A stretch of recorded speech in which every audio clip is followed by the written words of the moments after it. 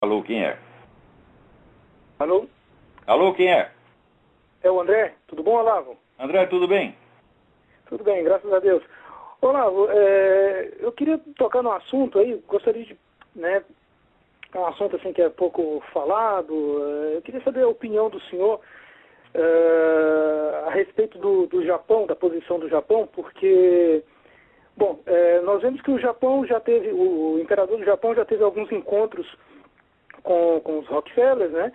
E também no livro do João Pavlesco, do Vladimir Putin, Eurásia, né? Ele, nesse livro ele fala também do Japão dentro desse bloco aí, desse império que seria a Eurásia. Né? Peraí. O Dugin considera o Japão um membro da que ele chama Aliança Atlântica. Quer dizer, o Japão é potencialmente inimigo. Mas assim, eu gostaria de saber assim, o que o senhor pensa exatamente sobre isso. O Japão, ele continua sendo um aliado fiel aos Estados Unidos? É um aliado confiável dos Estados Unidos? Eu não sei, isso aí é um enigma, isso é uma caixa preta, meu filho. Legalmente sim, mas é que nem a Arábia Saudita, tá entendendo? Dá uma no prego, tá na ferradura, tá entendendo? Acende uma vela para Deus, tá pro diabo. Então não sabemos. Eu não tenho o menor, já pensei nisso, não tenho o menor elemento para concluir. Tá certo. Olavo, então tá, um abraço, muito obrigado. Abração, tudo de bom. Agora, aqui, veja, o que está acontecendo, esse negócio da campanha de ocupar Wall Street, não se iludam com esse negócio, porque o autor, o mentor disso é um sujeito chamado Stephen Lerner, que é um agente do Obama. É um homem que trabalha para o Obama. Tá certo? Então, o próprio governo americano está criando essa situação. Então, veja, o que está acontecendo aqui é um ensaio de revolução comunista, com a estratégia clássica do que eles chamam pressão de cima e pressão de baixo. Quer dizer, o governo pressiona para socializar os meios de produção, para desarmar os Estados Unidos, para entregar tudo para os inimigos, para favorecer terroristas, etc, etc. E por baixo vem uma massa que finge que está protestando contra o establishment, mas na realidade está trabalhando para o próprio governo. E pior, está lançando a culpa em Wall Street. Eu digo, peraí, mas é Wall Street que foram os bancos mesmo que foram culpados da crise? Não, isso aí foi o governo, porra. Tá?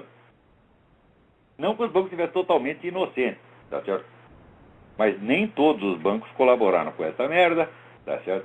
Então, o governo está demolindo a economia, tá certo? E criando uma insatisfação. Agora, essa insatisfação se expressa por dois canais. Primeiro, você tem os trabalhadores, os americanos honestos, que pagam imposto e que estão lá reunidos no Tea Party gritando contra isso. Do outro lado, você pega uma horda de vagabundo que vive do Social Security, vive de dinheiro do governo e que, pior, ainda recebe um salário do Jorge Soros para ir lá fazer a arruaça. Tá certo? Então, olha, isso aí não é ainda uma revolução comunista, mas é um ensaio geral. E está muito bem montado. Né? Agora, enquanto isso aí, o pessoal fica chorando de um gay apanhou na Avenida Paulista. Um gay apanhou na Avenida Paulista. Meu filho, no ano passado mataram 176 mil cristãos e vocês não falaram uma palavra. Né? De que no Afeganistão não tem mais uma só igreja cristã. Acabaram todas. Os caras mataram todo mundo. Né? No Egito está acontecendo a mesma coisa. Nova York, 13 de outubro, Reuters. Os manifestantes anti-Wall Street alegam que os ricos estão se tornando mais ricos enquanto o norte-americano comum sofre, mas o grupo que começou os protestos pode ter se beneficiado indiretamente de um dos homens mais ricos do mundo. Há bastante especulação sobre quem está financiando o protesto, que se espalhou para outras cidades dos Estados Unidos e já dura quase 4 semanas. Um nome que constantemente aparece é o do investidor George Soros, que estreou em setembro na lista dos 10 norte-americanos mais ricos. Críticos conservadores argumentam que o movimento é um cavalo de Troia para uma intenção secreta de Soros. Soros e os manifestantes negam qualquer ligação. Mas a Reuters encontrou ligações financeiras indiretas entre Soros e a Adbusters, grupo anticapitalista no Canadá, que iniciou os protestos com uma campanha de marketing que visava provocar uma revolta no estilo da Primavera Árabe contra Wall Street. Além disso, Soros e os manifestantes compartilham algumas ideologias. Eu posso entender o sentimento deles, disse Soros a repórteres na semana passada na Organização das Nações Unidas sobre as manifestações Occupy em Wall Street, que devem desencadear marchas de solidariedade ao redor do globo no sábado. Pressionado por suas visões sobre o movimento e os manifestantes, Soros se recusou a ser incluído nele, mas o apresentador de rádio Rush Limbaugh resumiu as especulações ao dizer aos ouvintes na semana passada que o dinheiro de George Soros está por trás disso. Soros, de 81 anos, está na 7ª posição na lista da Forbes dos 400 mais ricos, com fortuna de 22 bilhões de dólares, que aumentou nos últimos anos por causa de sua hábil resposta às turbulências no mercado financeiro. Ele prometeu doar toda a sua riqueza, sendo metade enquanto ainda está acumulando e o restante quando morrer. Assim como os manifestantes, ele não é fã dos resgates bancários de 2008 e subsequente compra pelo governo dos ativos hipotecários subprime tóxicos que se acumularam na bolha imobiliária.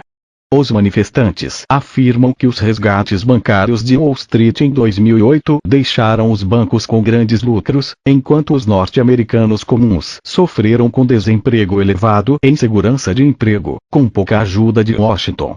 Em 2009, Soros escreveu um editorial afirmando que a compra de ativos tóxicos de bancos daria um suporte de vida artificial para os bancos a um custo considerável para o contribuinte. Insistiu que o governo Obama tomasse uma ação mais corajosa, recapitalizando ou nacionalizando os bancos e os forçando a emprestar a juros atrativos.